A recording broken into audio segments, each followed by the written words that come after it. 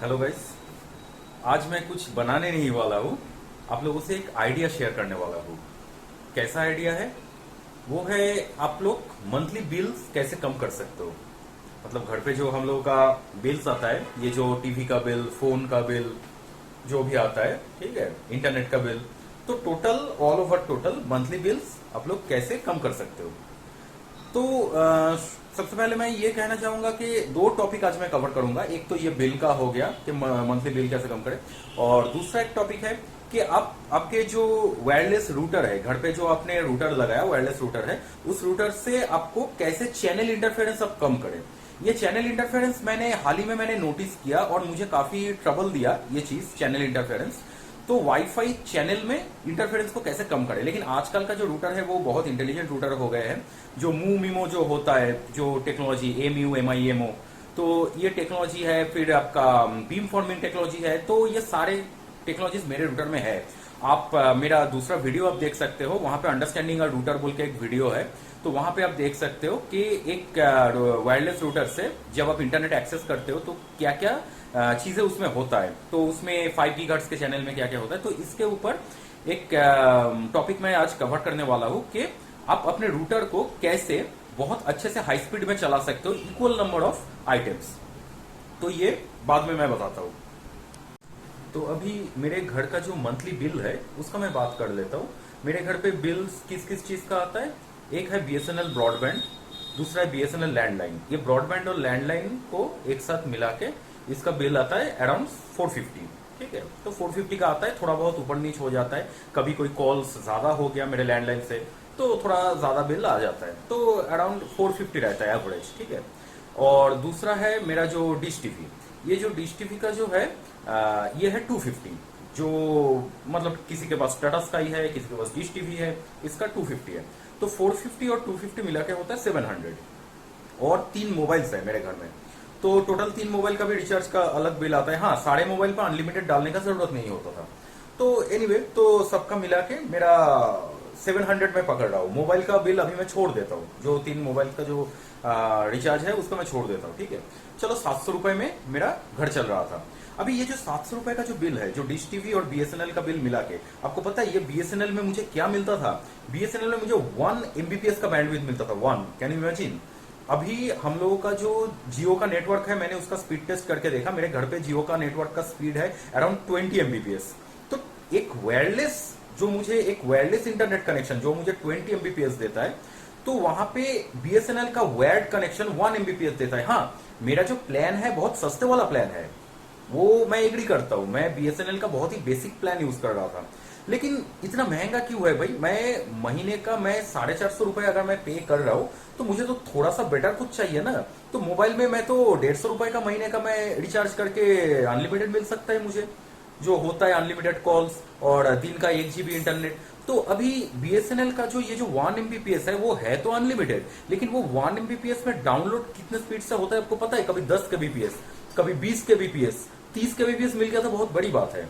तो मैं बहुत मतलब स्ट्रगल कर रहा था ये इंटरनेट को लेके, लेकिन मैं इंडिया में रहता नहीं ना, तो मुझे इतना ज्यादा घर पे केबल इंटरनेट लेके रखने का जरूरत नहीं हो रहा था। मैं केबल इंटरनेट लेके रख लूं घर पे, मतलब जो है ऑप्टिकल फाइबर या फिर नॉर्मल जो लैन कनेक्शन जो घर पे देते हैं, तो मुझे उसका जरूरत हो नहीं रहा था।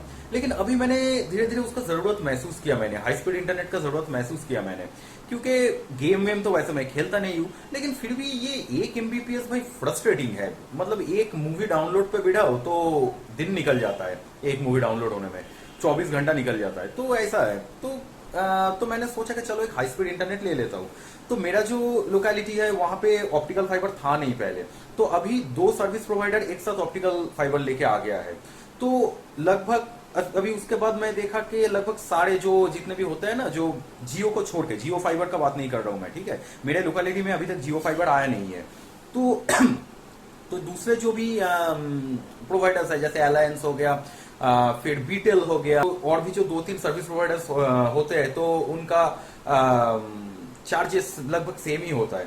तो 600 मंथ का 600 पे करके मुझे मिल जाता है ट्रू अनलिमिटेड। ठीक है, तो 60 MBPS के स्पीड में ट्रू अनलिमिटेड मिल जाता है और उसका स्पीड फ्लक्चुएट भी नहीं करता है। जैसे बीएसएनएल का 1 एमबीपीएस बोलता है तो 1 एमबीपीएस तो मिलता नहीं है, फ्लक्चुएट करता है वो। तो यहाँ पे मतलब ट्रू स्पीड मिलता है। जो मैंने लेके देखा है, जो भी है, मैं कभी भी डाउनलोड करता हूँ तो 6 to 7 एमबीपीएस हमेशा मिल ही जाता है मुझे, ठीक है। और 60 एमबीपीएस का प्लान है तो 6 to 7 Mbps is good enough उसमें, तो ये सही है। तो अभी जो दूसरा चीज मैं आपको बताना चाहूंगा, अच्छा, ये जो सर्विस प्रोवाइडर्स जो एमबीपीएस बताता है ना, that is capital M small B, तो इसका मतलब मेगाबिट्स पर सेकंड। और हम लोग जो डाउनलोड स्पीड कैलकुलेट करते हैं वो है capital M capital B, megabyte per second Mbps, ठीक है। तो 60 एमबीपीएस के जो 60 मेगाबिट्स पर सेकंड है, तो 60 एमबीपीएस के प्लान में 6 to 7 Mbps is good enough speed, मतलब करेक्ट स्पीड है वो। 6 to 7 megabyte per second correct speed है जो मुझे मिलता है, ये एयरलाइंस वगैरह ये सब प्रोवाइडर से मुझे मिलता है। एनीवे, तो अभी मैं 600 रुपए का मैंने ये ले लिया, 600 रुपए का मैंने ये जो अनलिमिटेड इंटरनेट है वो मैंने ले लिया। अभी जो मेरा जो डिश टीवी है उसका मैं क्या करूं, डिश टीवी मैंने बंद कर दिया। तो डिश टीवी का जो महीने का जो 250 रुपए है वो उधर बंद हो गया, और बीएसएनएल मैंने छोड़ दिया, तो बीएसएनएल का 450 रुपए बंद हो गया। तो अभी मेरा 700 रुपए का खर्चा कम हो गया और 600 रुपए का खर्चा आ गया, तो 100 इधर बच गया। अभी ये 100 तो एक तो इधर 100 बच रहा है मेरा महीने का, और ऊपर से मुझे क्या क्या फायदा मिल रहा है। एक तो हाई स्पीड इंटरनेट मिल रहा है घर पे, 60 एमबीपीएस भाई बहुत है, मेरे घर पे यूज तो होता नहीं है। एंड ट्रस्ट में, मेरे घर पे 7-8 सामान एक साथ कनेक्ट रहता है, mobile, tab, laptops, desktop, TV, तो 7-8 सामान एक साथ कनेक्ट रहता है मेरे घर पे। लेकिन कभी भी मैंने स्पीड का कोई भी मैंने कमी महसूस नहीं किया। 2 टीवी पे मैंने 4K वीडियो चला दिया, दो टीवी पे मैंने 4K चला दिया। मैंने लैपटॉप पे भी मैं कुछ अपलोड कर रहा हूँ, कुछ डाउनलोड कर रहा हूँ, या फिर मोबाइल पे मेरी मम्मी कुछ देख रही है, या टैब पे कुछ सीरियल वीडियल कुछ देख रही है। तो ऐसा करके मैंने देख लिया कि 60 एमबीपीएस इज गुड इनफ। तो इतना हेवी बैंडविड्थ यूज करने के बाद भी कहीं पे कोई लैगिंग नहीं आ रहा है, कहीं पे कोई भी बफरिंग नहीं हो रहा है।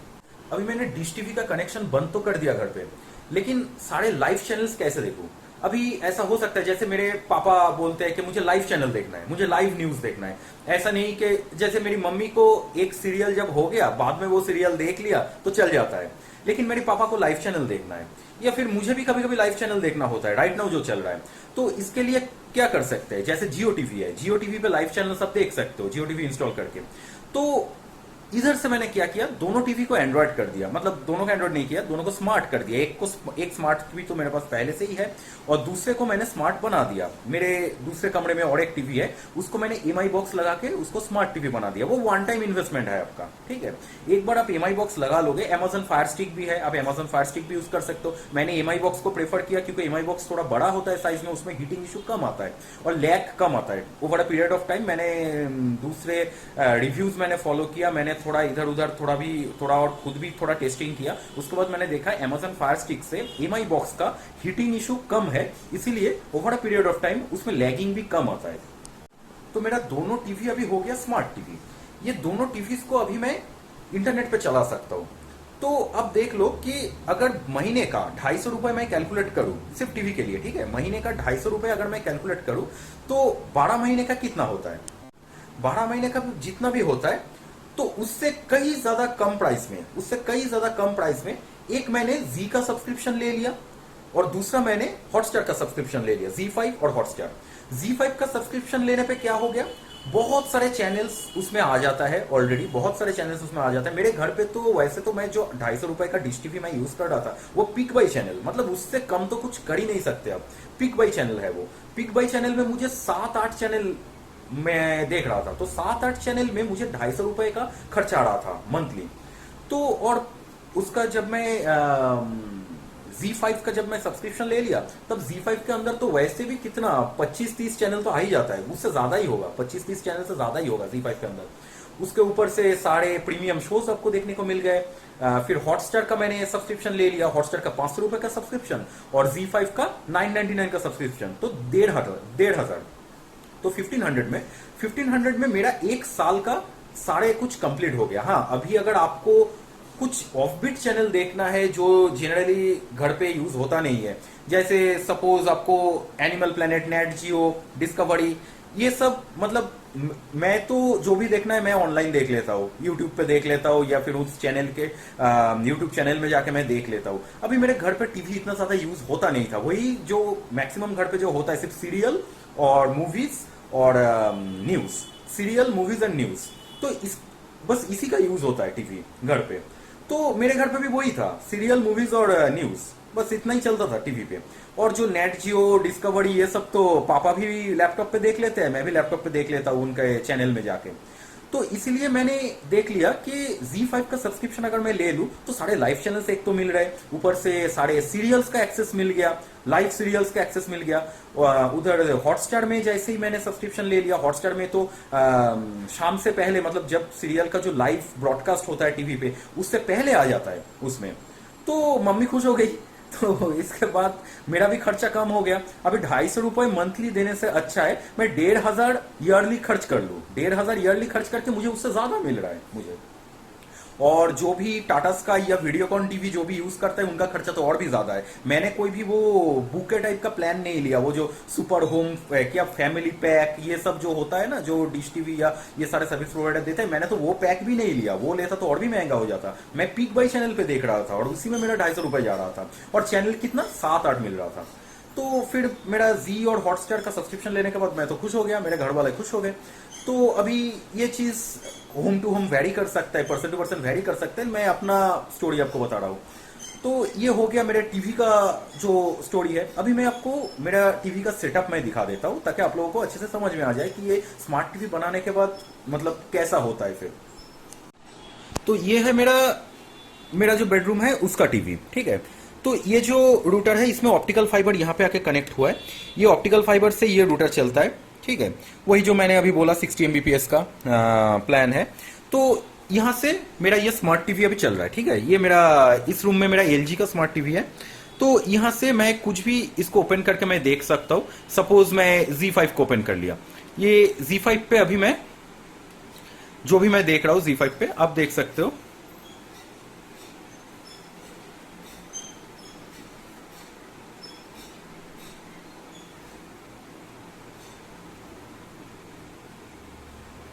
तो ये Z5 पे अभी अभी आप देख सकते हो सारे प्रीमियम शोज का एक्सेस है मुझे। तो ये हो गया Z5। अभी ऐसा ही सेम हॉटस्टार का भी मैं सब्सक्रिप्शन लेके रखा हूं। तो ये जो है अभी यहाँ पे देखिए, ये अगर मैं चैनल पे जाता हूं, ये लाइव टीवी, ठीक है। ये आ गया लाइव टीवी। मैं लाइव टीवी पे अगर मैं गया तो इतने सारे चैनल्स मुझे वैसे भी मिल गया। तो लाइव टीवी आने के बाद इतने सारे चैनल्स यहाँ पे वैसे भी मुझे मिल गया। तो ये सारे लाइव चैनल्स है, ठीक है। वैसे भी मुझे तो इतना कुछ टीवी में इंटरेस्ट है नहीं, लेकिन जिसको है उसके लिए मैं बता रहा हूँ। तो जो भी आपको देखना है यहाँ से आप देख सकते हैं, इतने सारे चैनल्स इसमें है, ठीक है। तो इसके बाद जो मैंने जो और भी चीज मैंने नोटिस किया, ये जो टीवी है ये तो मुझे वैसे भी स्मार्ट टीवी है ही। ये जो स्मार्ट टीवी नहीं है उसका क्या करे। तो अभी मैं दूसरे रूम में आ गया। मेरे इधर जो टीवी था वो थोड़ा पुराना मॉडल है, तो वो स्मार्ट टीवी नहीं था। तो मैं उसके लिए क्या कर लिया, मैंने उसके लिए ये एमआई बॉक्स ले लिया। ये एमआई बॉक्स के बारे में मैं आपको बता देता हूँ थोड़ा सा। वो तो खैर वो तो सबको पता ही है एमआई बॉक्स क्या होता है। तो ये एक एंड्रॉइड बॉक्स है। ये टीवी में एचडीएमआई से कनेक्ट हो जाता है, एचडीएमआई पोर्ट से कनेक्ट हो जाता है। तो जैसे ही एचडीएमआई पोर्ट से आप टीवी में कनेक्ट कर दिया तो कोई भी टीवी को आप एंड्रॉइड बना सकते हो। और मैं ये चीज में पर्सनली मैंने ये चीज फील किया है कि कोई भी एंड्रॉइड टीवी से बेटर होता है एक एंड्रॉइड बॉक्स कनेक्ट कर लेना। तो मैं भी आपको ये सजेस्ट करूंगा कि कोई भी टीवी जो भी कंपनी आपको पसंद है, सोनी हो या एलजी हो या सैमसंग हो, उसका नॉर्मल टीवी आप ले लीजिए। नॉर्मल टीवी ले लीजिए जो स्मार्ट टीवी नहीं है, और फिर उसमें एक एंड्रॉइड बॉक्स कनेक्ट कर लीजिए। वो टीवी से ज्यादा फास्ट होता है। क्योंकि मेरे पास ये जो अभी अभी अपने एलजी देखा है, इससे पहले मेरे पास एक सोनी का 55 इंच 3D टीवी था जो स्मार्ट टीवी था, और उसमें बहुत लैग आने लगा था। तो मैंने ये चीज फील किया कि ये एंड्रॉइड बॉक्स जो होता है वो एक डेडिकेटेड एंड्रॉइड डिवाइस होता है ना, तो इसका जो फ्लूइडिटी है, इसका जो फास्ट, जितना फास्ट होता है ये चीज, वो टीवी का अपना एंड्रॉइड सिस्टम उतना फास्ट नहीं भी हो सकता है। चलो मॉडल टू मॉडल वेरी कर सकता है, लेकिन मैंने जो नोटिस किया मेरे टीवी पे, तो वो तो काफी महंगा टीवी था, 1.5 लाख का टीवी था, तो उसमें भी लैग आने लगा था, ठीक है, लेकिन ये लगाने के बाद यहाँ पे ये 3500 का ये लगाने के बाद कोई भी लैग नहीं है, बहुत अच्छा चलता है। ये इसका रिमोट है, एमआई टीवी का रिमोट है। तो यहाँ पे आप देख सकते हो, यहाँ पे मैं उस टीवी में जैसे मैंने आपको Z5 दिखाया, इस टीवी में हॉटस्टार दिखा देता हूँ। ये हॉटस्टार को मैंने ओपन किया,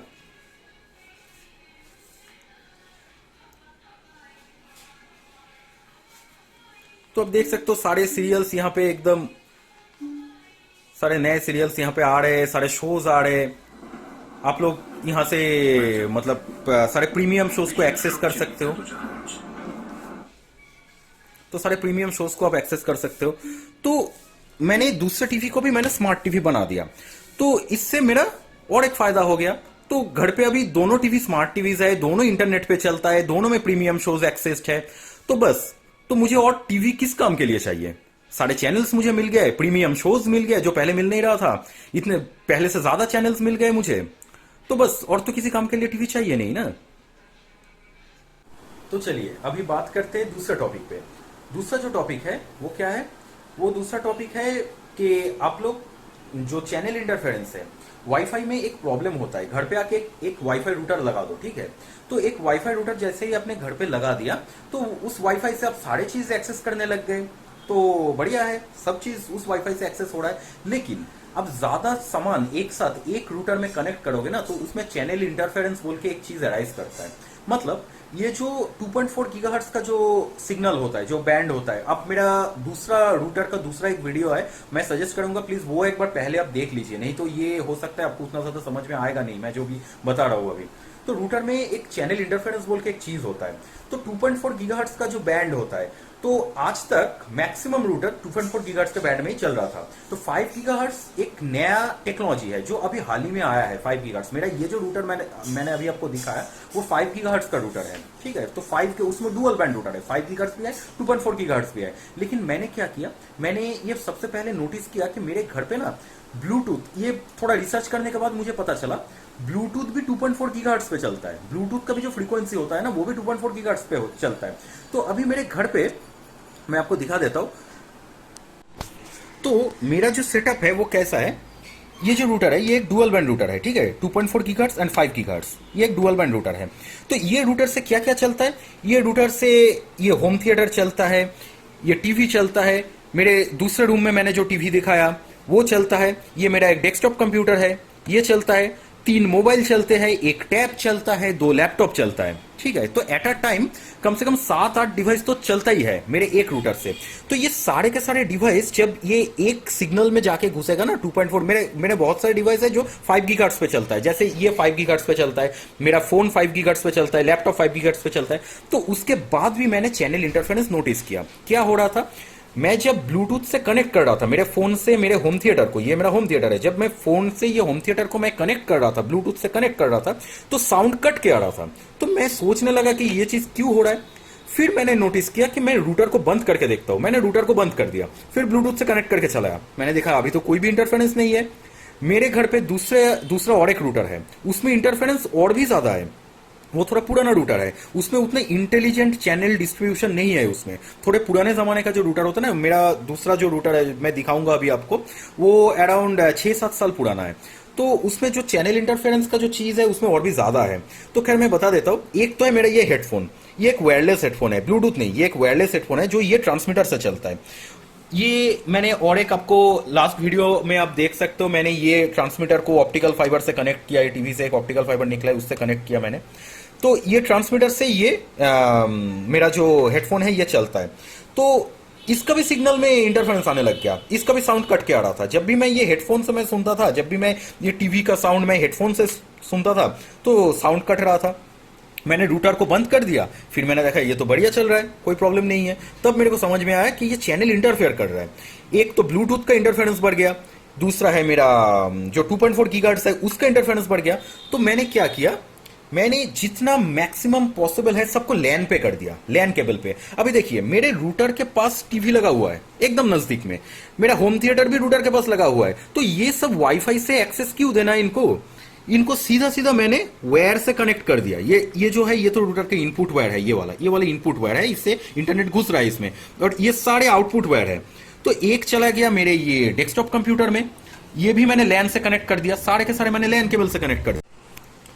तो ये लैन से कनेक्ट करने के बाद कैसा हो गया, ये जो ब्लू वायर आप देख रहे हो ये टीवी में गया है, ये टीवी चल रहा है ये ब्लू वायर से, ठीक है। और ये जो और एक वायर है आप देख रहे हो, ये और एक वायर सीधा मेरे दूसरे दूसरे रूम में चला गया है, दूसरे रूम में एक रूटर में चला रहा हूँ। तो मैंने क्या किया, मेरा जो ओल्ड रूटर था उसको मैंने फेंका नहीं, वो ओल्ड रूटर को भी मैंने यूज कर लिया इसका स्लेव रूटर बना के। तो मैंने क्या किया, ये जो रूटर है इसमें से एक वायर निकाला। अभी देखिए ये 4 पोर्ट्स यूज करने के बाद भी मेरे पास पोर्ट का शॉर्टेज हो रहा था, तो मैंने उससे भी ज्यादा, ताकि कर सकूं मैं उससे भी ज्यादा, मतलब जितना हो सके वाईफाई से मैंने लोड कम किया। तो आप लोग भी जो भी रूटर खरीदेंगे तो रूटर में आप देख लेना पीछे 4 लैन पोर्ट्स रहेगा ही, आपका मिनिमम 4 लैन पोर्ट्स तो रहेगा ही। तो आप लैन पोर्ट्स को पहले यूज कर लीजिए, जो नजदीक का सामान है ना उसको लैन से चला दीजिए। तो मैं अभी आपको दिखा देता हूँ टीवी का, ये देखिए मेरे टीवी में मैं स्पीड टेस्ट करके दिखा देता हूँ ये कितना अच्छा है इसका।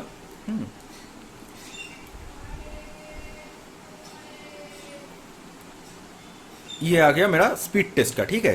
तो अभी लैन से चल रहा है, वायर्ड कनेक्शन पे चल रहा है, ठीक है। तो मैं अभी स्पीड टेस्ट करके दिखा रहा हूं मेरे टीवी का। Begin test.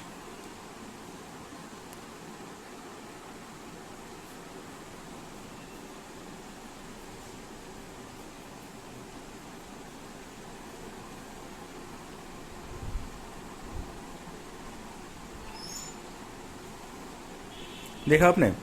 तो ये चीज देखिए, मेरा जितना बैंडविथ है उस 52 एमबीपीएस तो मिल ही रहा है मुझे, ठीक है। अपलोड स्पीड देखिए 57, अपलोड स्पीड 57 का आ रहा है।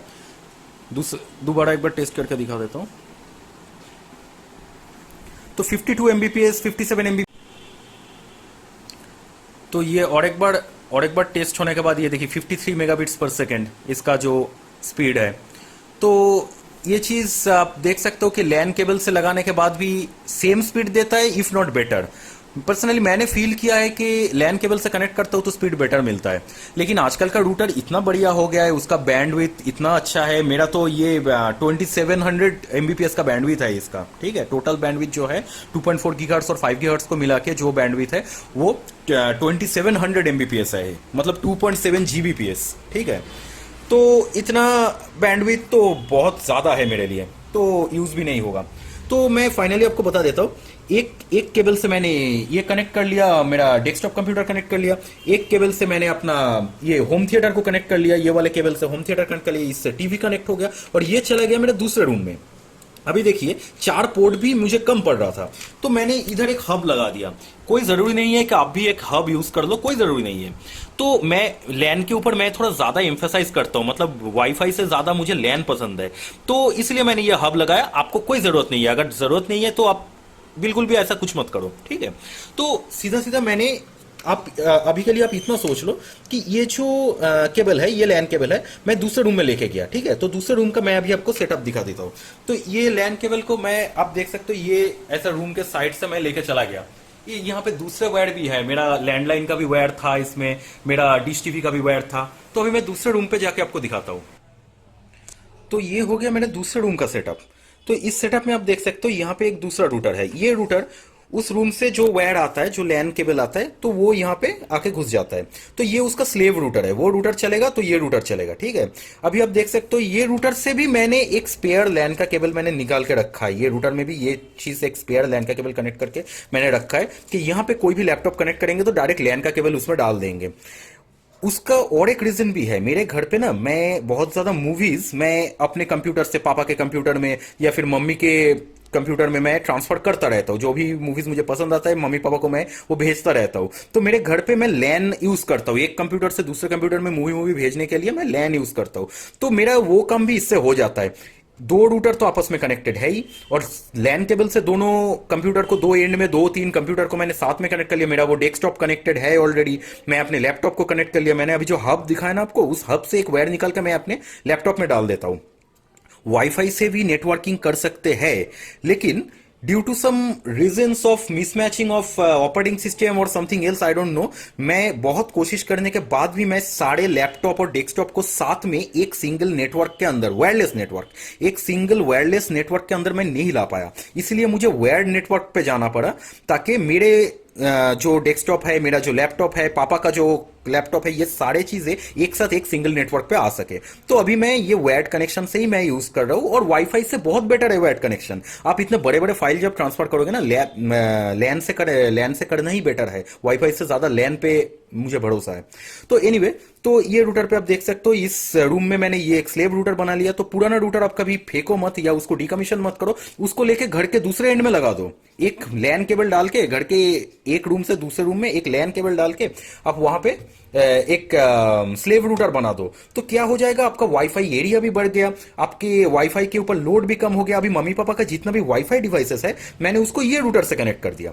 मम्मी पापा का सारे वाईफाई डिवाइस, टैब, 2 मोबाइल, एक लैपटॉप, ये सब ये रूटर से कनेक्ट हो गया। मेरा सारा डिवाइस मेरे रूटर से कनेक्टेड है, तो रूटर के ऊपर भी आपका वाईफाई का लोड कम हो गया। तो ऐसा करके आप चैनल इंटरफेरेंस को कम कर सकते हो, वाईफाई का परफॉर्मेंस बेटर कर सकते हो। और दूसरा जो चीज मैं आपको बता सकता हूं कि आपका जो स्पीड है, रूटर का स्पीड, वो भी बेटर हो जाएगा।